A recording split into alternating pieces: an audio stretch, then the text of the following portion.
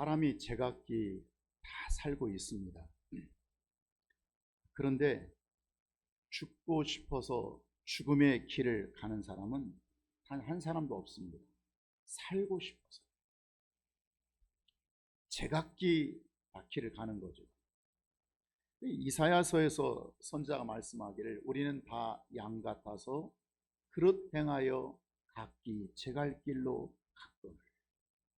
양들이라고 하는 것은 각자 뭐 이렇게도 해보고 저렇게도 해보고, 이렇게 하면 풀이 있을까, 저렇게 하면 푸른 초장이 될까, 더 좋은 방법을 찾아서 멋진 최고의 멋진 어떤 선택을 찾아서 이 길이 정말 가장 빠르고 가장 쉬운 길을 찾아서 나름대로 판단하고 가지만 그 길이 내가 죽는 길이다 라고 생각하는 자가 그리 많지 않습니다.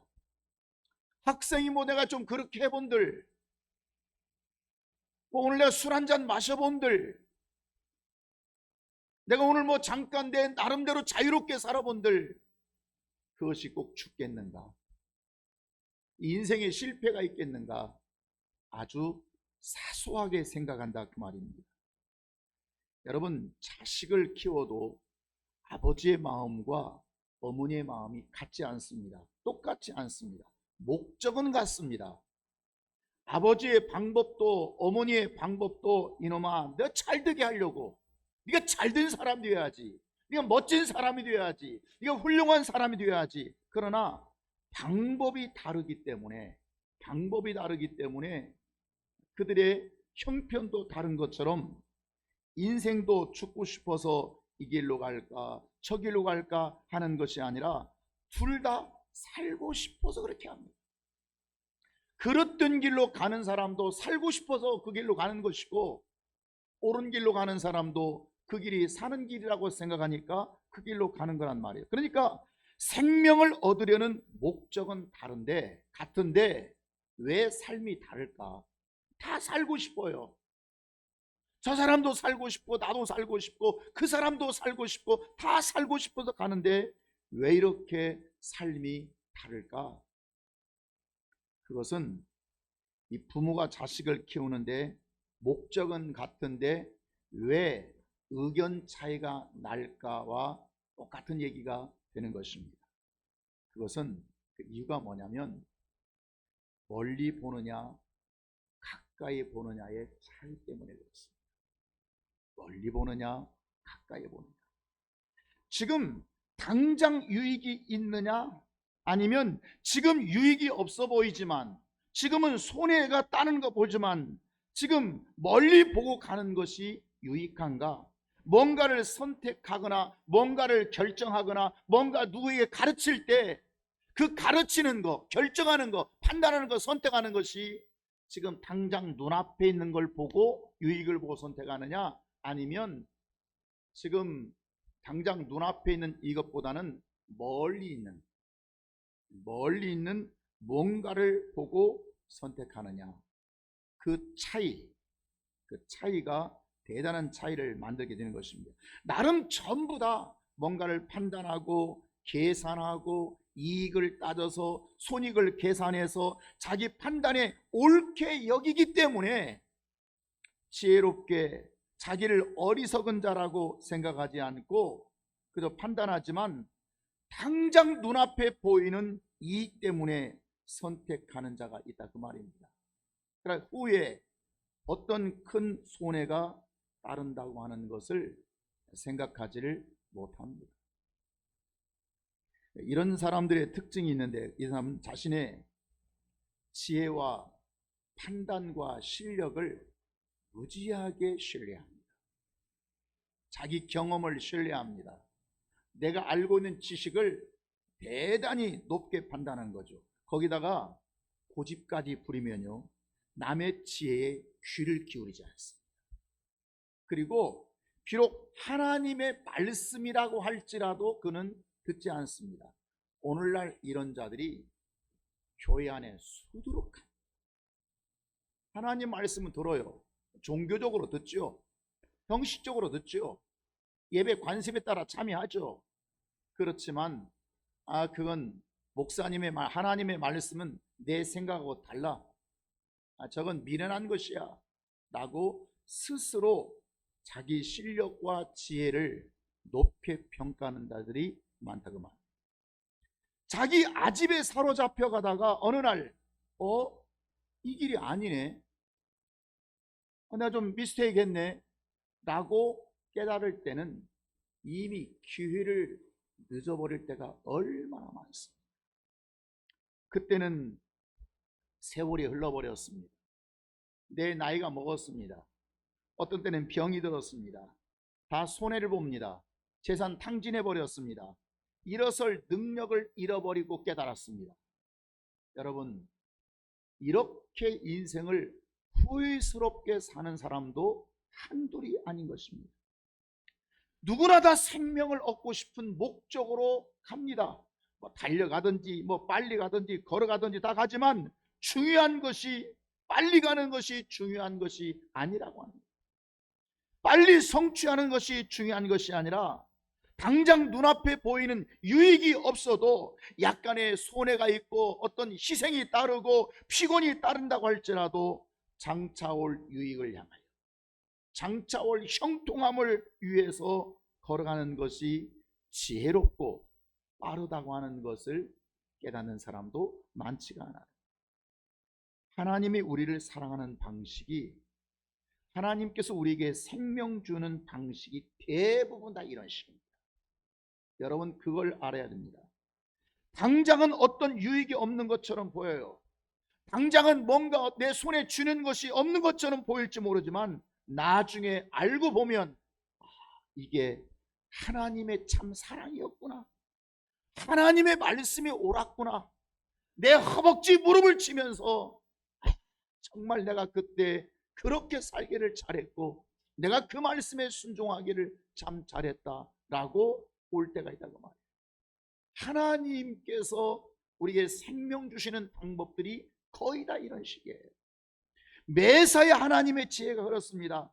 그때는 아픈 것이 그렇게 힘들었고, 그때 망한 것이 이젠 죽었구나 생각했고, 그때는 고통스러웠던 힘들었던 시절 때문에 참 내 인생이 어렵고 힘들었는데 알고 시간이 지나고 보니까 그때 그런 시절이 있었기 때문에 내가 지금 건강을 소중히 여기고, 그때 그렇게 아픈 시절이 있었기 때문에 내가 그렇게 힘든 시절이 있었기 때문에 이 소중함이 무엇인가를 깨닫게 했다 그 말인 것입니다.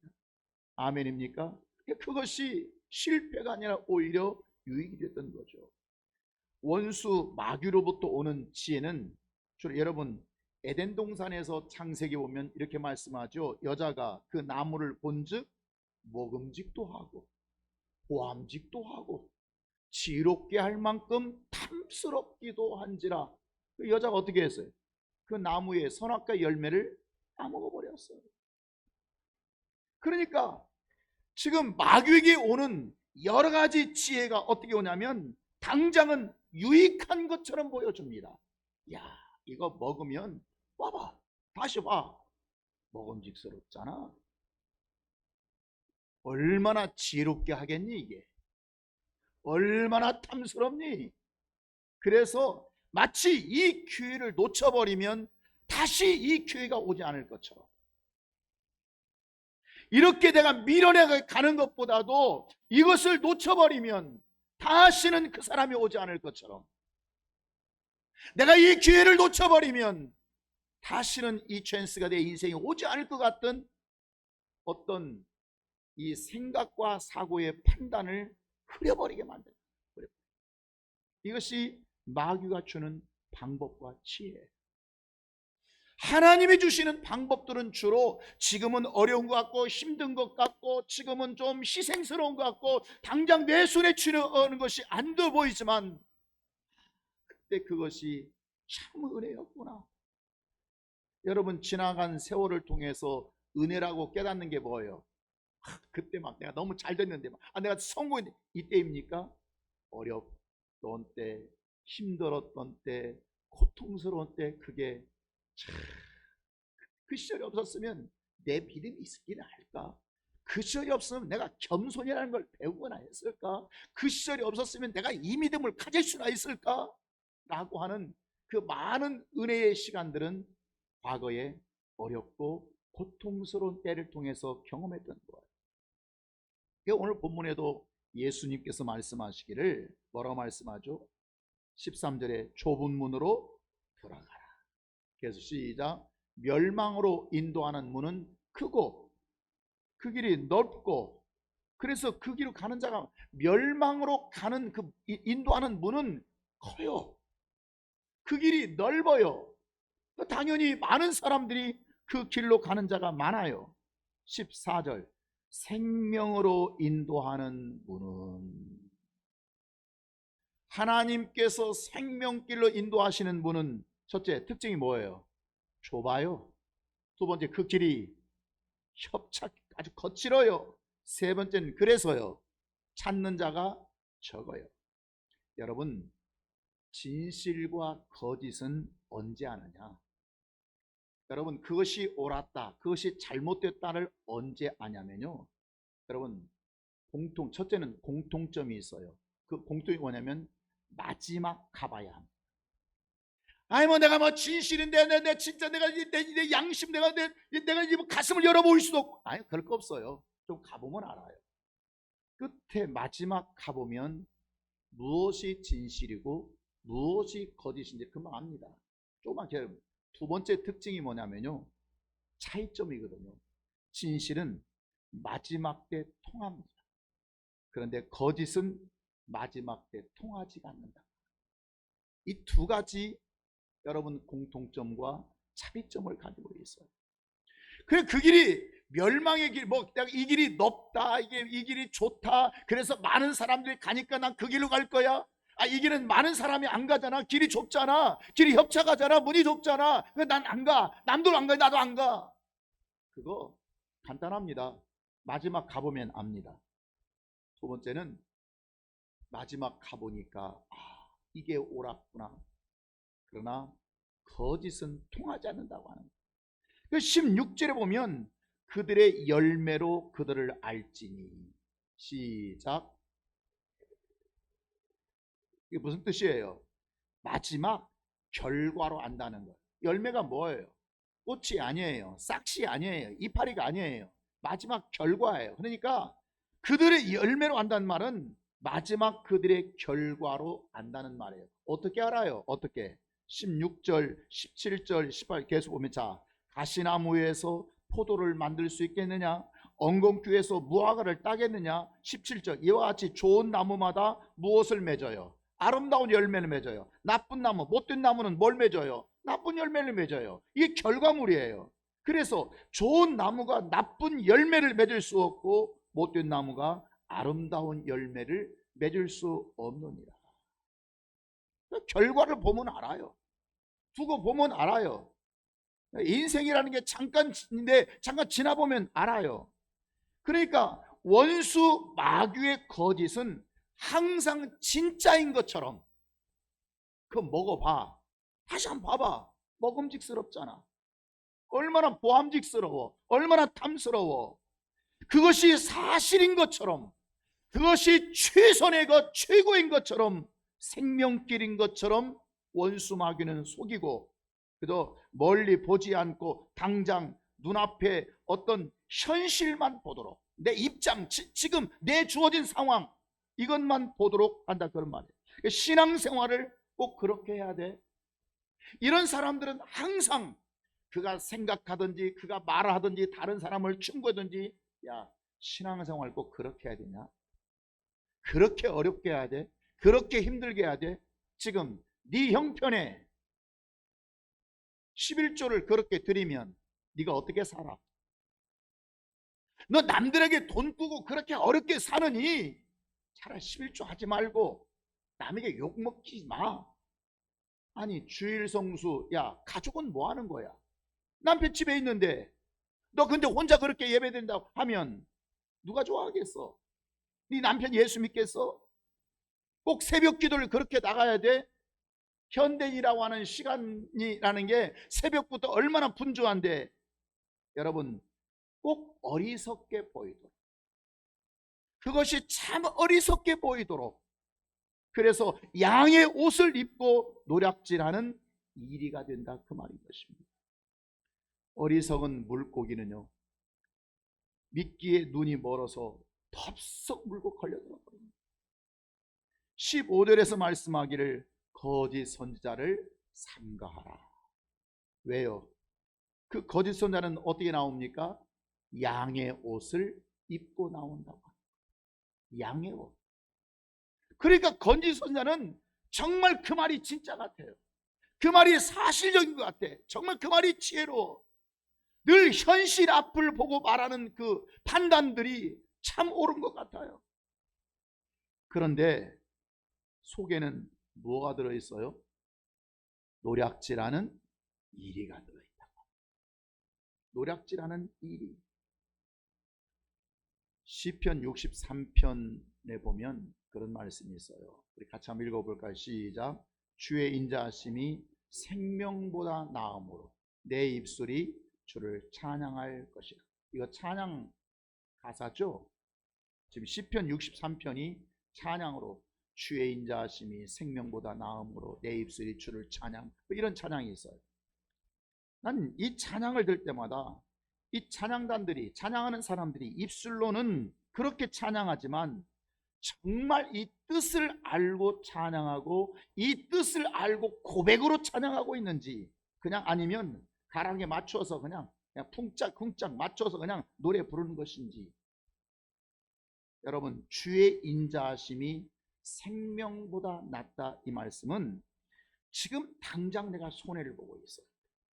지금 당장 내가 예수 때문에 하는 일이 어리석게 보여요. 지금 내가 하는 것이 미련해 보일지라도 예수가 가신 십자가의 길, 예수가 가신 십자가의 그 도를 따라서 손해를 보고 허박하고 죽는 길이라고 할지라도 왜 예수님이 그 길을 가셨는가?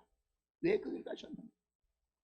왜 교사들이 아침부터 나와서 힘든 길을 가야만 하는가? 왜 직분자들이 그렇게 열심을 떨면서 남들보다 더 열심히 하고 더 많이 수고한다고 해서 무엇가 나옵니까? 밥이 나옵니까? 쌀이 나옵니까? 교인들의 중식을 섬기기 위해서 그 몇몇 안 되는 목장 식구들과 함께 음식을 준비해야 되는 목장들의 수고를 그렇게 해야 되는가? 라고 의문을 갈지 모르지만 그것은 사는 길이기 때문에. 따라서 사는 길, 내가 사는 길, 내 가정이 사는 길, 내 영혼이 사는 길, 내가 사는 길이기 때문에, 사는 길이기 때문에 절대 손해보지 않기 때문에, 참 하나님의 사랑을 경험하는 일이기 때문에 그렇게 한다는, 그렇게. 그래서 4절 63편 4절에 뭐라고 하면, 이러므로 나의 평생의 주를 송축하며 주의 이름으로 말미암아 나의 손을 들리라. 내가 손을 왜 들어요? 승리의 손을 든다. 승리의 손. 내가 지금은 당장 손해보고 어리석게 보고 바보처럼 보이고, 그래서 조금 장로 권사라는 사람도 지혜롭게, 야 지혜롭게, 나도 교회 장로지만 나도 교회 권사지만 그런 식으로 말하거든. 심지어 목사도 교회는 그냥 신앙생활은 이제 여유롭게 하십시오, 편하게 하십시오. 어떻게 하나님 앞에 은혜를 아는 자가 편하게 할 수 있다고요? 진리를 알고 있는 자가 편하게 된다고요? 참 하나님의 사랑을 경험하지 못. 그러나 그렇게 당장 어리석게 보이지만, 눈앞에는 참 당장 유익이 없는 것처럼 보이지만, 그러나 믿음으로 예수님이 걸어가신 그 길을 믿음으로 걸어가 버렸을 때 그에게는 나의 손을 높이 들리라. 이름으로 나의 평생 주를 송축하며 주의 이름으로 말미암아 내가 승리의 손을 들리라. 아멘입니까? 자식을 똑같이 이 말씀드린 대로 키워도 하나만 생각하면 당장 앞에 유익된 것만 그렇게 오냐. 그래 알았어. 그래 네 뜻대로 해. 그래, 여러분, 하나뿐이 아니라 둘을 생각한다면 당장 눈앞에 보이지는 않지만 멀리 볼 수 있는 눈으로 자식들을 키우게 된다. 멀리 볼 수 있는 거. 당장은 네가 그것이 편한 것 같고, 당장은 네가 그것이 유익한 것 같지만, 그러나 멀리 바라보면 넌 건 잘못된 거야. 넌 죽는 길이야. 그건 네가 사는 길이 아니야. 너는 상상할 수 없는 손해가 따른다고 하는 그것을 가르치는 것입니다. 세월은 지나가면 다 끝이 있습니다. 자, 시작. 세월은 끝이.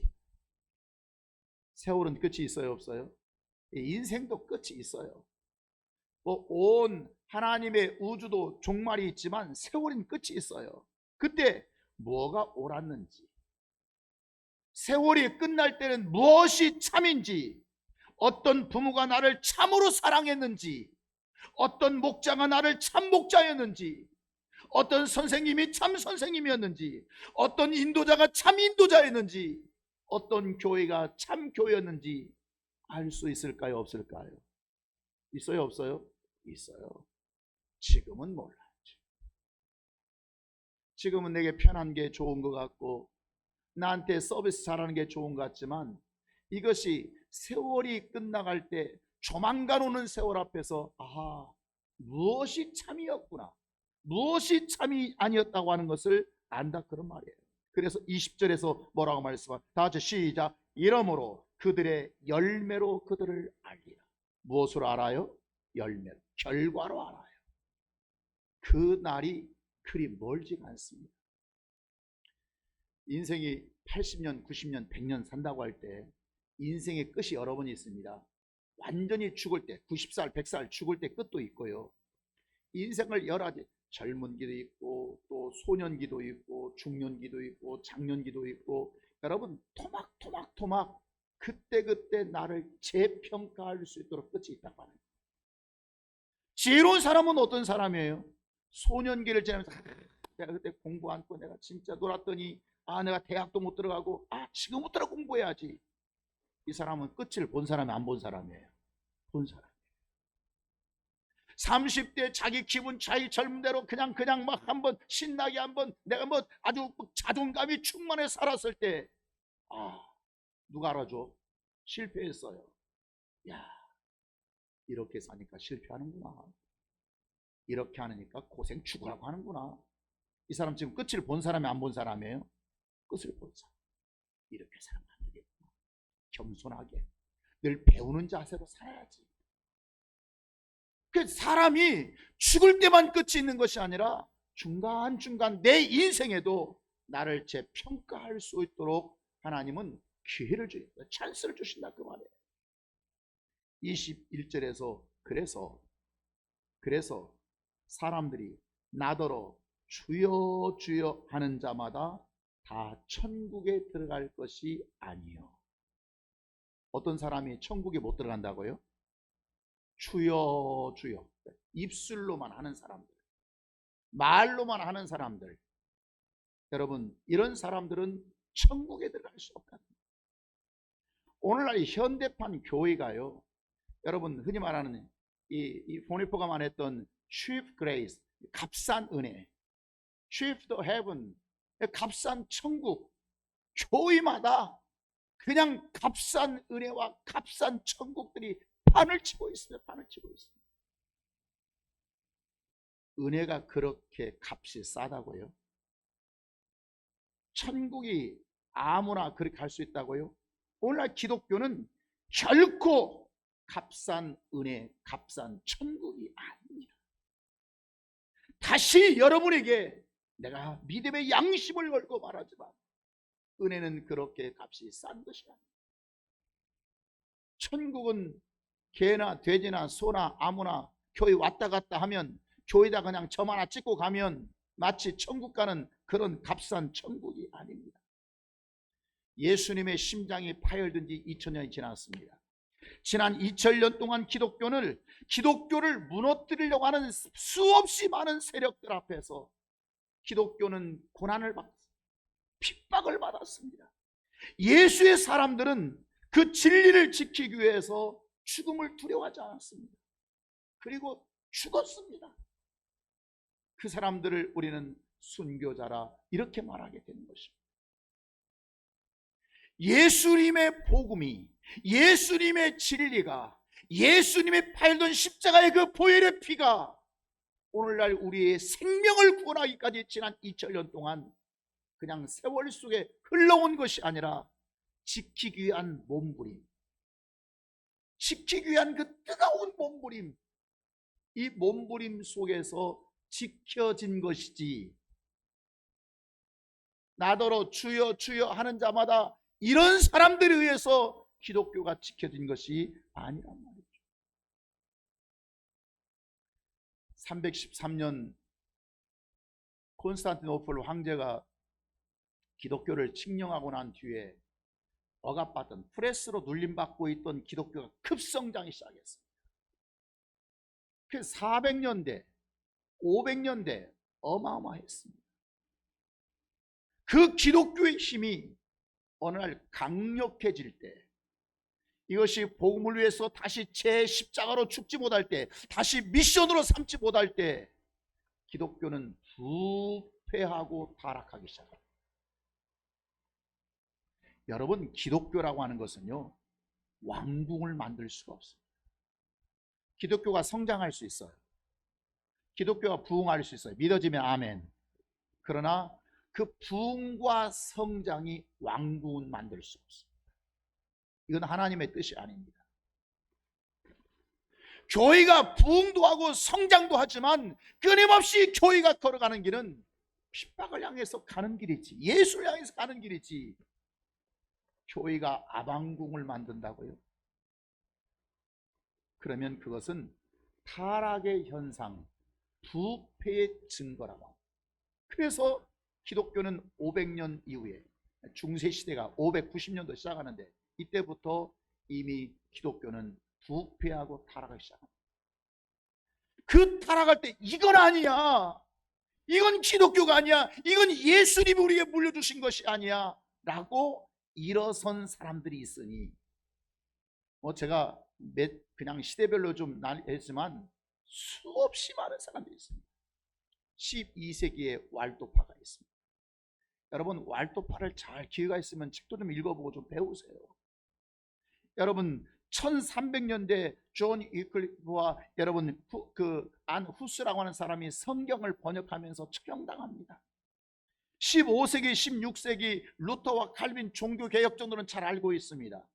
18세기, 9세기 청교도 운동들 잘 알고 있습니다. 19세기에 정점을 찍어서 미국을 중심으로 영적 대각성을 운동을 일으켰던 사람들이 있습니다. 그 시대마다 기독교의 복음을 지키기 위하여, 진리를 지키기 위하여, 참 믿음이 무엇인지를 지키기 위하여 몸부림친 사람들, 그리고 몸부림치다가 매를 맞고 처형을 당하기도 하고 쫓김을 당하기도 하고, 사도 바울이 걸어갔던 그 길을 가는 것을 두려워하지 않고 살았습니다. 그 시대마다 그들을 지켰던 이 강한 몸부림을 통해서 정리된 것이 있으니 5가지 중요한 핵심이 있습니다. 첫째 뭐냐? 솔라 스크립, 오직 성경. 두 번째는 오직 솔라 피데, 오직 믿음이다. 세 번째는 솔라 그라시아, 오직 은혜. 네 번째는 솔루스 크리스토스, 오직 예수 그리스도. 다섯 번째 솔리데 글로리아, 오직 하나님께만 영광. 이 5가지 핵심적인, 우리 다 같이 한번 시작. 오직 성경, 오직 믿음, 오직 은혜, 오직 그리스도, 오직 하나님께 영광. 이 5가지 어떤 핵심적인 교리, 핵심적인 진리를 통해서 수없는 저항으로부터 기독교를 지키고 기독교를 지키고 기독교를 지키고. 그런데 17세기에서부터 시작됐던 18세기에 문의 부흥 시대가 있었습니다.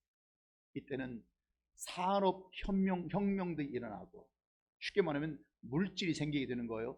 그 다음에 문의 부흥 시대, 르네상스 시대, 경제, 정치, 사회, 문화, 예술, 문학 모든 것 할 거 없이 그들에게 찾아왔던 것이 뭐냐면 물질의 자유와 물질의 사유와 두 번째 인간 본성의 자유.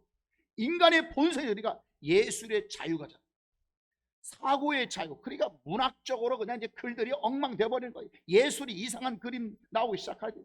쉽게 말하면 방종하게 됩니다. 그 다음에 신앙, 종교로부터 자유, 신앙으로부터 자유, 이런 것들에 18세기부터 기독교는 도전받기 시작합니다.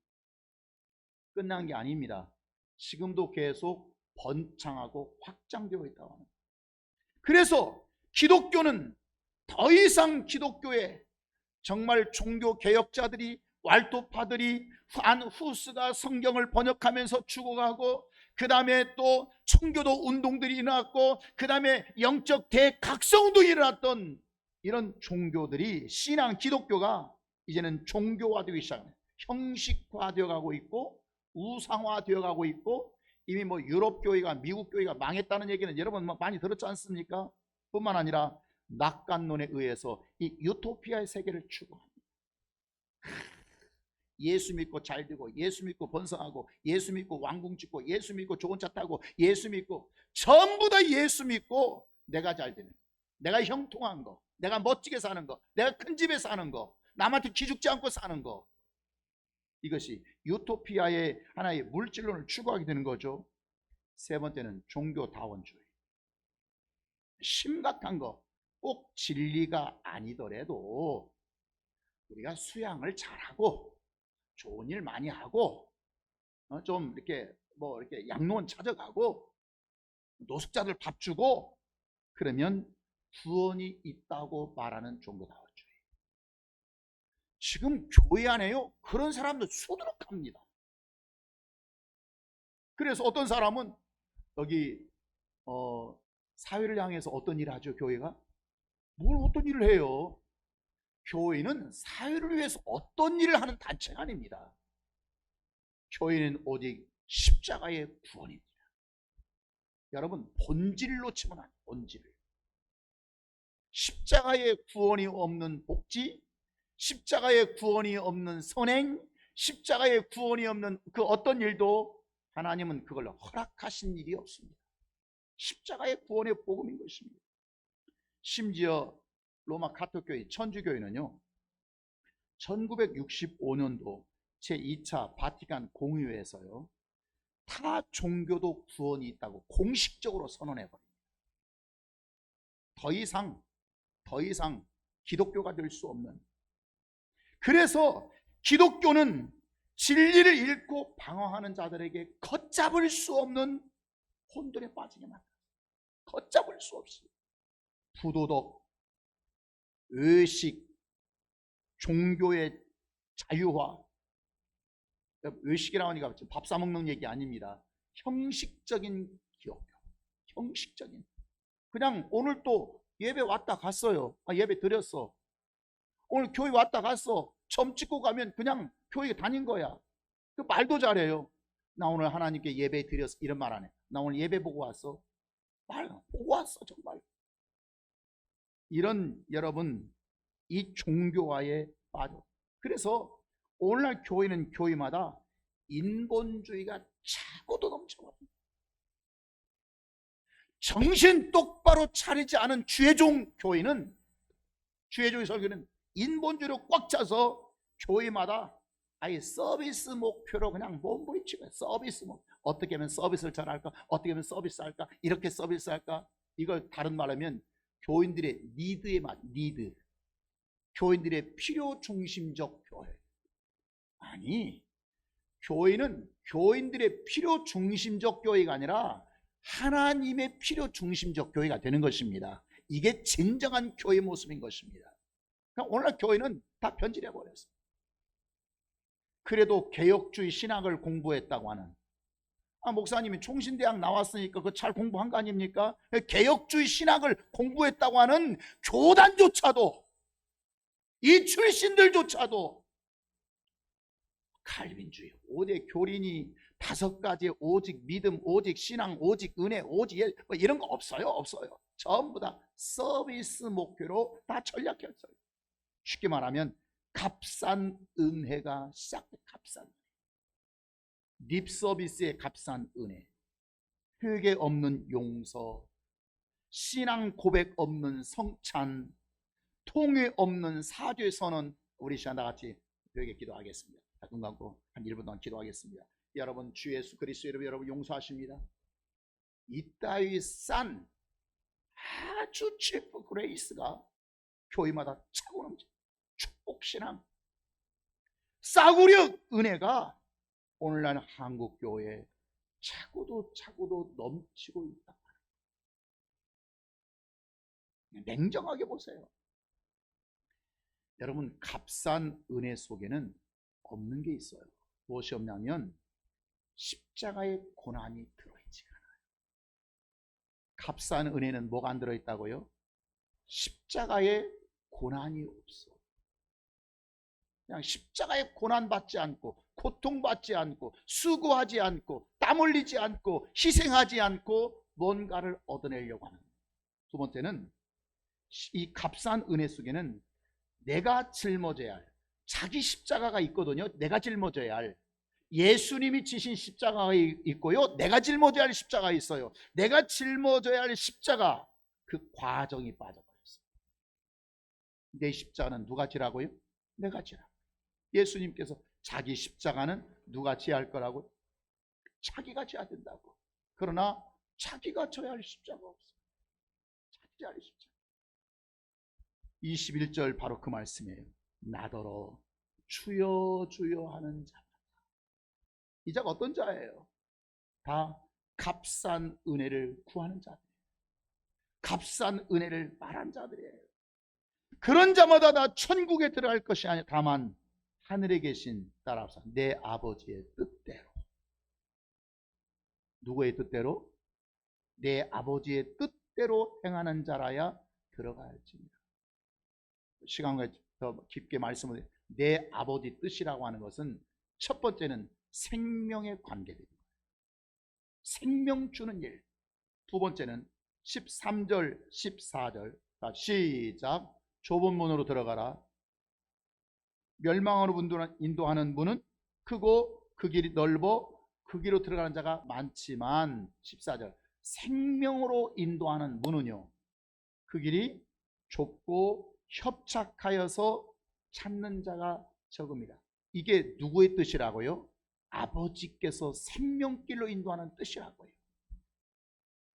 사람들이 생각하는 하나님은 그냥 길을 넓게 만들어 두시고 길이 편하게 만들어 두시고 그냥 쉽게 아무나 갈 수 있는 길로 만들어 주시는 것이 아니라, 하나님께서 허락하신 생명의 문은 좁게 만들어 버려요. 왜 좁게 만들겠어요? 왜? 자격 기준이 까다롭다는 거요? 쉽다는 거예요? 지금 까다롭다는 거예요. 그 길이 편하고 도로 포장이 잘 되어 있어요? 협착하고 거칠어요? 거칠어요. 왜 그러게? 왜? 그 길이 쉽게 갈 수 있는 길이 아니라는 거예요. 그래서 찾는 자가 많아요? 적어요? 적어요. 그런데 목사는 어떻게 만드냐면 그 길을 넓게 만들어 놔, 크게 만들어 놔, 도로 포장 싹 깨끗이 해줘. 아니, 맨발 벗고 걸어가래 그냥. 여러분, 이것이 오늘날 변질된, 여러분, 변하는 것은요, 변화가 있고 변질이 있어요. 변화는 좋은 거에 나쁜 거예요. 변질은요, 나쁜 거예요. 똑같은 우유가 변화가 되면 치즈가 돼요. 그러니까 변질되면 버려야 돼요. 근데 변화와 변질의 차이가 뭐냐면, 변화는 본질이 변하잖아요. 비록 우유가 변해서 치즈가 됐지만 우유라고 하는 그 특성 성분들이 깨어지지 않아요. 변질은요, 본질이 바뀌어버려요. 교회는 얼마든지 변할 수 있어요. 아니, 변하면 좋아요. 시대와 함께 변할 수 있어요. 그러나 본질은 변하면 안 돼요. 현대교회는 변화된 게 아니고요, 변질된 거죠. 본질 자체가 다 깨져 버리게 되는 거죠. 마귀가 우리를 죽이는 방법이라고 해서요, 전부 다 꼭 죽음으로 끌고 가는 방법만 있는 게 아니에요. 마귀가 우리를 그냥 죽이려고, 마귀가 우리를 막 미혹한다고 해서 죽이려고 아니고, 마귀가 주는 방법 속에도 어떤 전략이냐면 하와의 전법이죠. 하와의 전. 어떻게 보였죠? 속을 정도로. 하와가 처음에 야 이거 먹어라, 안 돼, 하나님이 죽는다고 했어. 에이, 다시 봐, 다시 봐.